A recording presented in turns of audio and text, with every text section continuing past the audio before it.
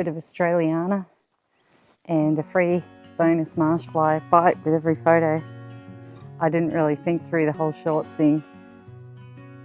Green Lake Regional Park is an easy 10-kilometre drive south of Sea Lake in the Mallee region of Victoria. And apart from the marshflies, it's a really good little birding and camping spot. Plonked in the middle of the wheat belt, it can be a little confusing to find, as there is also a Greens Lake Recreational Reserve not that far away. This one is marked as Green Lakes Campsite in Nynda on Google Maps. We got off to a flying start at Green Lake. The friendly campground manager was something of a twitcher. We talked about what birds he'd seen recently, where we could find the rainbow bee-eaters, and he told us that if we were lucky, we might even see a pair of tawny frogmouths that like to hunt under the campground lights at night.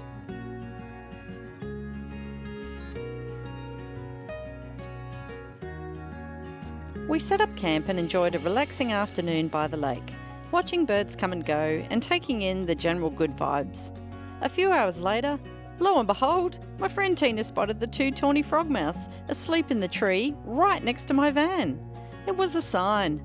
We just had to stay another night. Green Lake is a bit of an old school campsite where you can choose a site yourself, have a fire, and even go the extra luxury of a powered site for just $20 a night. The tranquil lake setting was magic, and from the comfort of our camp chairs, we photographed the rising moon right next to the lake and enjoyed some bush TV, courtesy of a firewood pile from the friendly caretaker. It was bliss. We were so enamoured with the place, the next day we decided to skip Lake Tyrrell altogether and wandered around the lake's edge and up some nearby tracks into the mallee and pine bull oak scrub.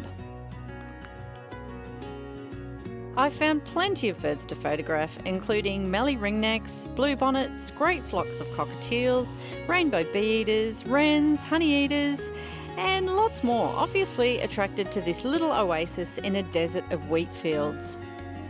It was an Indian summer's day, and I even enjoyed an afternoon dip, which really capped off the whole experience. I did read on the Green Lake Facebook page that some of your camping fees help to pay for lake top-ups. The sandy bottom lake is reasonably clear with just a very light slick of mud over the sand. I'm not sure how much of the lake is artificial, but regardless, it attracts plenty of wildlife.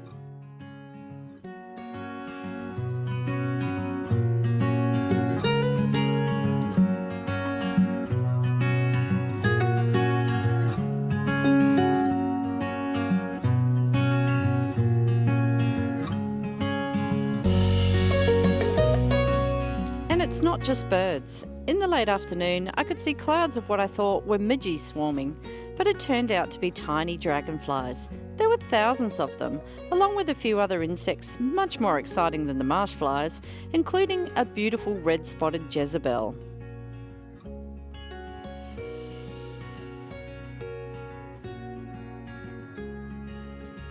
Green Lake checks all the boxes, with relatively cheap sites, clean and tidy amenities, and waterfront campsites. But I do have a few words of warning. We visited during the week, and it was pretty peaceful.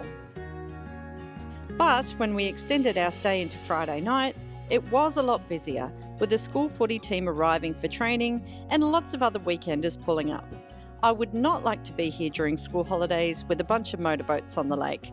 So if you're thinking of coming here for birding, definitely avoid the weekends and peak periods.